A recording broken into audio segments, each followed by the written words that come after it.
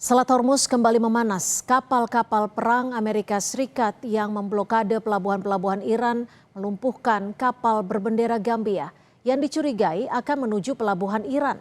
Apakah ini akan membuka konfrontasi baru di wilayah perairan itu?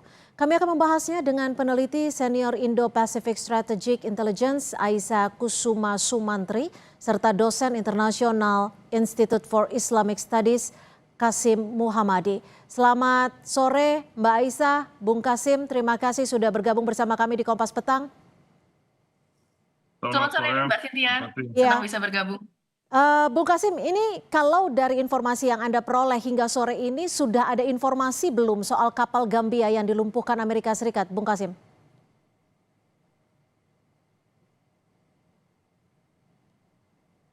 Iya, kalau mengenai berdasarkan informasi yang saya dapat, nampaknya Iran sudah siapkan dirinya untuk memulai satu serangan yang cukup besar terhadap blokade yang sekarang itu berada di Selat Hormuz di Teluk Persia itu. Iran sudah umumkan dan sudah kirimkan pesan yang cukup keras dari back channel ya kepada agresor itu Amerika Serikat bahwa kalau itu tidak diangkat blokade itu pasti Iran akan mulai balas dan akan mulai serangan terhadap. Kenapa? Karena itu berdasarkan hukum internasional. Blokade dari laut itu pasti dianggap sebagai aksi war, ya itu action of war itu. Oleh karena itu dan itu dengan jelas itu melanggar hukum internasional dan gencatan senjata yang disepakati di antara Iran dan Amerika Serikat. Oleh karena itu satu. Kedua, masalah tanker itu yang dihantam Amerika Serikat atau di stop oleh Amerika Serikat, saya kira Iran sudah buktikan bahwa kalau ada aksi dari pihak agresor itu, Iran juga bereaksi dan balas dengan segera dan lebih keras. Dan itu saya kira mungkin dalam beberapa jam ke depan bisa kita melihat balasannya Iran itu mengambil. Oke, Mbak Aisyah, kalau insiden terbaru ini, apakah Anda bisa melihatnya bahwa insiden bahkan bisa dikatakan nanti bisa jadi saling balas. Ini bisa jadi penghalang kesepakatan yang memang saat ini sebenarnya sedang berlangsung antara Amerika Serikat dan Iran? Tentu saja, karena kita lihat sekarang kondisinya antara Amerika Serikat dan Iran ini, rencana MOU-nya masih berada di dalam limbo, yang seharusnya MOU ini ditandatangani untuk bisa memastikan adanya gencatan senjata di antara kedua negara. Lalu kemudian kita lihat, ini padahal diajukan oleh Amerika Serikat, tetapi pihak yang mengajukan itu malah kemudian terus-menerus melakukan pelanggaran ya di dalam kesepakatan gencatan senjata. Nah, kita lihat di sini apa yang dilakukan Amerika Serikat ini merupakan upaya untuk meningkatkan daya tawar Amerika Serikat jika negosiasinya itu memang benar terjadi. Karena apabila misalnya ini MOU-nya sudah take place dan kemudian ceasefire dilakukan, yang terjadi adalah Iran ini akan memegang strategic advantage. Jadi ada keunggulan-keunggulan strategis yang dimiliki oleh Iran. Khususnya kalau kita lihat ada pembicaraan-pembicaraan yang sebelum perang ini berlangsung ya, ini sekarang jadi terbuka untuk Iran, termasuk pembicaraan mengenai misalnya dana Iran di luar negeri, mengenai kemudian Selat Hormuz, mengenai sanksi Iran di dunia internasional dan masih banyak lainnya gitu. Jadi sebenarnya ketika Amerika Serikat melakukan hal ini, yang kemudian ingin dilakukan adalah membuat ya Amerika bisa melakukan kemenangan simbolik dan bisa mengatakan kepada publik Amerika Serikat bahwa mereka telah memenangkan peperangan ini. Yang ternyata kejadian kan ini sebaliknya. Kalau kita lihat sekarang ya masalah nuklir ini ingin ditunda oleh Iran nanti ke belakang gitu ya. Sementara kemudian hal-hal yang diinginkan oleh Amerika Serikat itu malah justru memburuk dilihat dari bagaimana Iran ini tidak mau melepas sebenarnya bargaining positionnya di Selat Hormuz karena itu merupakan salah satu kunci ya perundingan utama yang dimiliki oleh Iran gitu. Jadi sekarang kita lihat sebenarnya dengan adanya ya ekskalasi yang terus dilakukan oleh Amerika Serikat, saya rasa ini akan mengganggu sebenarnya proses dari perundingan. Karena apa? Untuk bisa mendapatkan perundingan yang efektif, pertama-tama yang harus dilakukan oleh negara-negara adalah melaksanakan kemudian confidence building measure atau ya pembangunan kepercayaan di antara kedua negara. Karena kita tahu bahwa sejak sebelum ini ya ada yang namanya trust deficit yang dimiliki oleh Iran ya dan Amerika Serikat terhadap masing-masing. Tetapi trust deficit yang dimiliki oleh Iran ini jauh lebih besar. Ya. Kenapa? Karena kita lihat dari perundingan-perundingan sebelumnya, ya Amerika Serikat ini selalu walk out dan selalu melanggar gitu. Sehingga Iran butuh jaminan kalau Amerika Serikat ini bisa konsisten dan bisa memegang kata-katanya. Sayangnya kita lihat di dalam pola ya beberapa minggu ke belakang, sepertinya Amerika Serikat belum bisa memenuhi sebenarnya ekspektasi Iran dalam hal itu. Bung Kasim, jika memang betul ada trust deficit di tengah perjanjian damai antara Iran dan juga Amerika Serikat dan porsinya lebih banyak trust deficit di Iran, apakah nantinya justru Iran akan menambah kekuatannya untuk melakukan pembalasan atau sebenarnya akan ada diplomasi yang lebih berat lagi dalam kesepakatan damai ini? Saya kira Iran itu akan melanjutkan kedua-dua itu. Ya, ini pasti kalau masalah atau bidang diplomasi dan perundingan pasti merupakan pilihan satunya, pilihan pertamanya Iran. Tapi di sama waktu Iran pasti tidak akan mundur dari kekuatannya. Saya kira kalau Selat Hormuz dan juga masalah nuklirnya Iran itu, khususnya Selat Hormuz, sekarang merupakan jaminan niatannya Iran untuk menjamin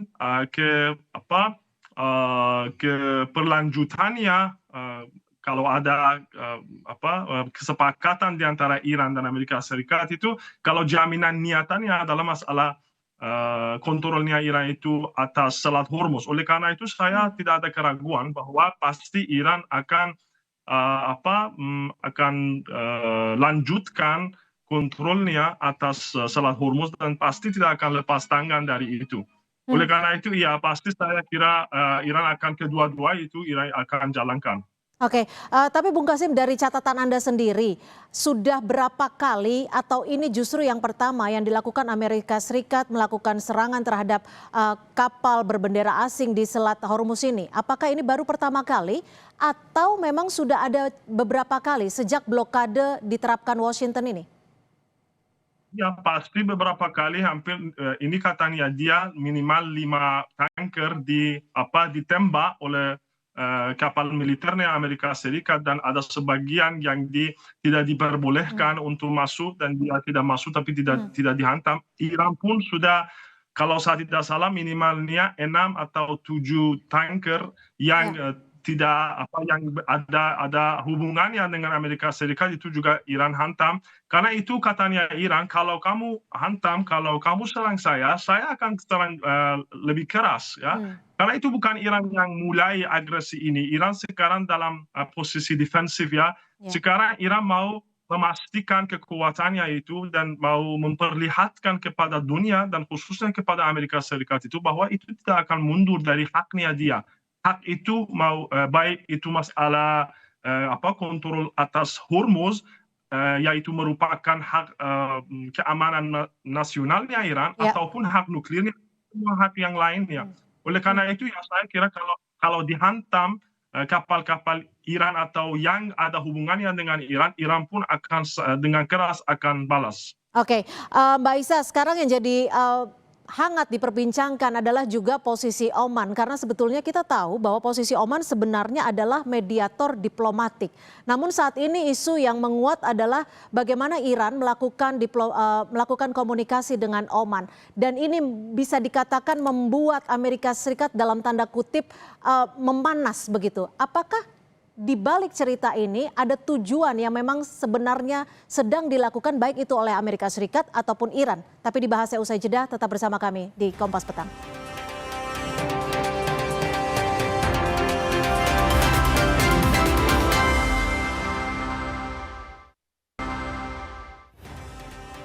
Di tengah upaya perjanjian damai antara Iran dan juga Amerika Serikat, nyatanya serangan juga masih terus terjadi. Saya kembali ke Mbak Isa. Mbak Isa, kalau memang Iran dan Oman sedang melakukan diskusi untuk bersama-sama mengelola Selat Hormuz, lalu kemudian ada serangan yang dilakukan oleh Amerika Serikat kepada kapal berbendera Gambia.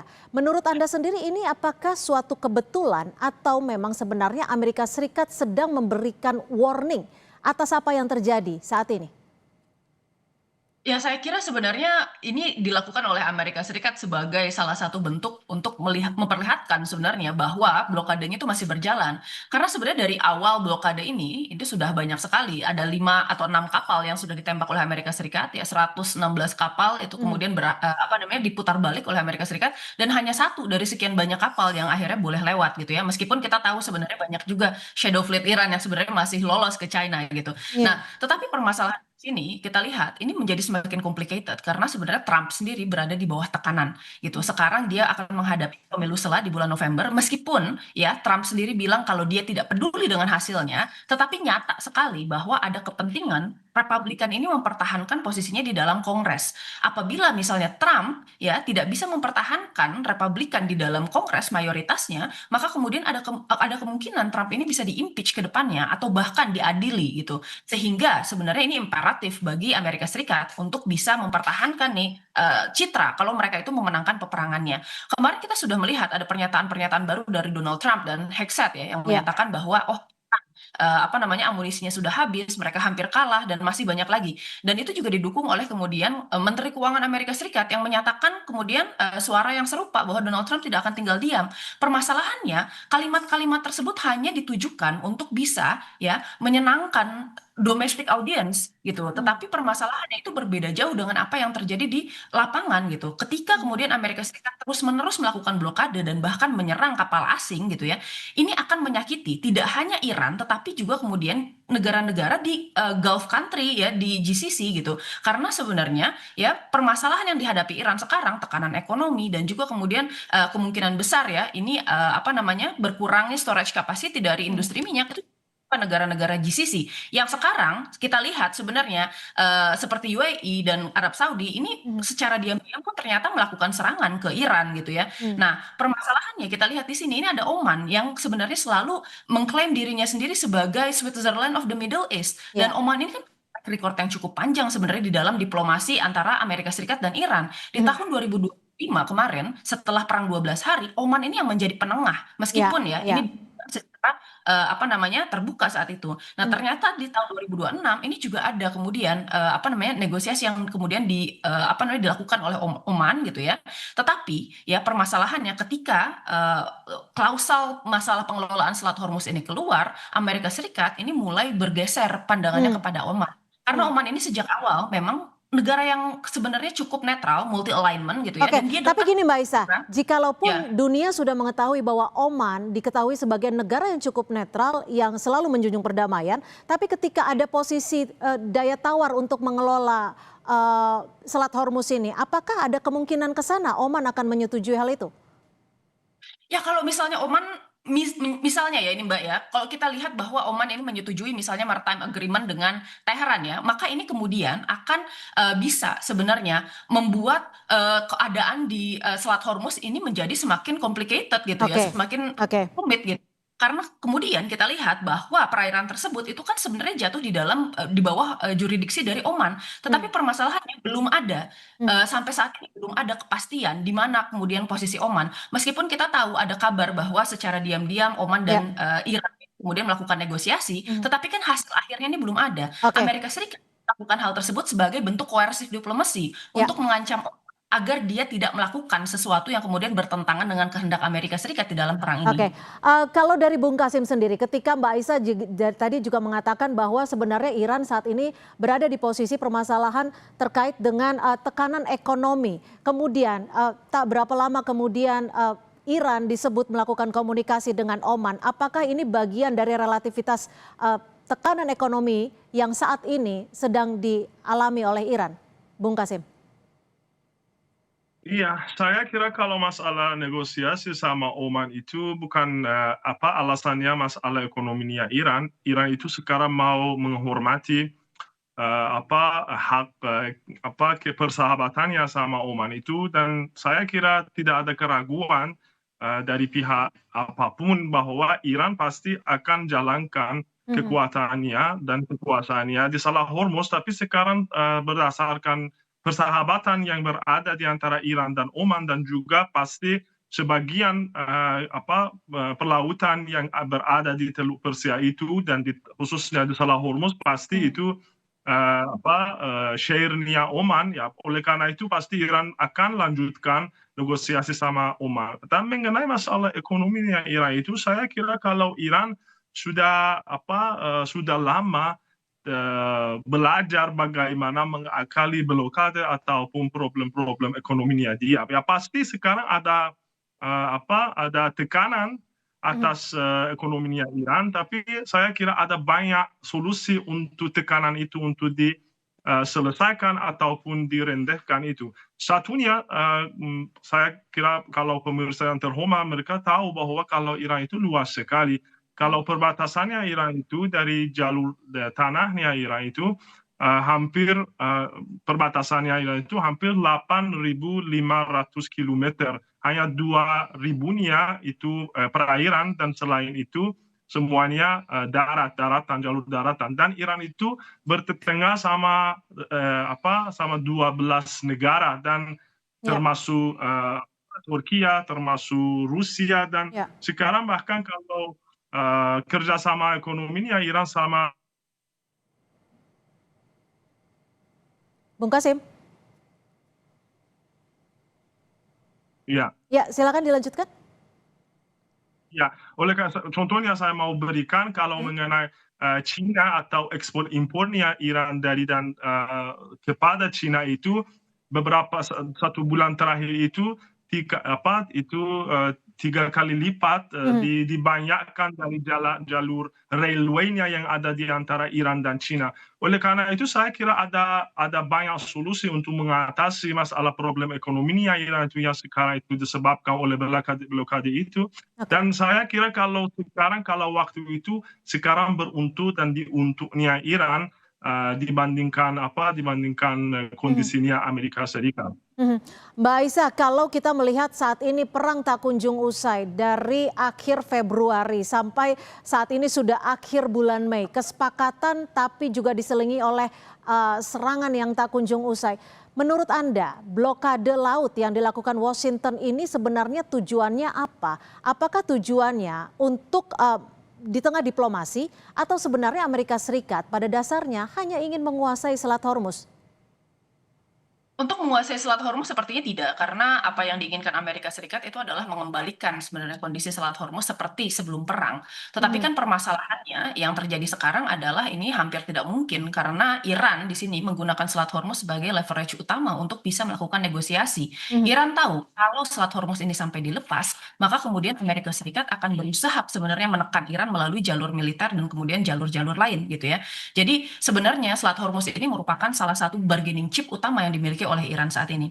Nah, lalu yang kedua, kita kira sebenarnya apa yang kemudian terjadi di sini adalah Amerika Serikat sadar betul kalau saat ini ya secara militer meskipun dia memiliki keunggulan di bidang udara dan di bidang laut, tetapi dia tidak bisa sebenarnya secara utama gitu ya, dia menggunakan kekuatan militer untuk bisa memenangkan peperangan ini. Karena pertama, masalah okupasi darat itu hanya bisa dilakukan melalui serangan ya, serangan yang dilakukan secara darat seperti yang dilakukan di perang Irak. Permasalahannya Iran ini berbeda dengan Irak. Ini bukan negara yang kemudian kecil ya, bukan juga negara yang kemudian dapat jatuh begitu saja, tetapi Iran memiliki strategi perang mosaik yang membagi wilayahnya ke dalam 31 wilayah berbeda. Selain itu juga sebenarnya tentaranya sudah dilatih untuk kemudian mengikuti doktrin perang asimetris yang berdasarkan perang atrisi gitu. Jadi resilient sekali sebenarnya Iran ini gitu. Nah, beban politik untuk bisa turun ke dalam perang darat ini sebenarnya besar dan sangat mustahil. Oleh karena itu sebenarnya Amerika Serikat ini berusaha untuk ya menyelesaikan permasalahan ini melalui cara-cara diplomatik, tetapi tetap mengedepankan sebenarnya cara-cara untuk menekan secara koersif. Kita sebut sebagai koersif diplomasi ya, di mana kemudian kedua hal ini berjalan secara beriringan. Permasalahannya kenapa kemudian ini sampai deadlock? Iran sendiri sudah jelas ya statementnya bahwa dia tidak akan mau melakukan negosiasi kalau misalnya masih ada tekanan-tekanan serta ya intimidasi dari Amerika Serikat. Nah, makanya di sini kita lihat apa yang kemudian harus dicapai. Ya, memang Amerika harus menerima terlebih dahulu kalau misalnya memang ya Amerika Serikat itu sedang berada di dalam posisi disadvantage gitu saat. Kalaupun misalnya mau dilanjutkan, saya kira sebenarnya ada beberapa prediksi di mana kemudian perang ini bisa berakhir. Yang pertama mungkin di akhir bulan Juli ya atau di awal bulan Agustus ketika musim panas itu masuk ya musimnya dan kemudian kebutuhan energi semakin meningkat karena di utara itu butuh pendingin dan di selatan itu butuh penghangat gitu. Oke, Nah, sementara Middle East itu menjadi sangat panas gitu oke. sehingga will of fight-nya menghilang. Nah, yang Hmm. kedua adalah ketika di ini pemilu setelah Amerika Serikat. Kalau misalnya seandainya Republikan kalah, ya ini maka kemudian akan membuka Oke. pintu apa namanya negosiasi lainnya. Mhm. Baik, terima kasih atas perspektif Anda, Mbak Aisyah, dan juga Bung Kasim atas perspektifnya sore hari ini di Kompas Petang. Selamat sore. Selamat sore, Ya, terima kasih. sore.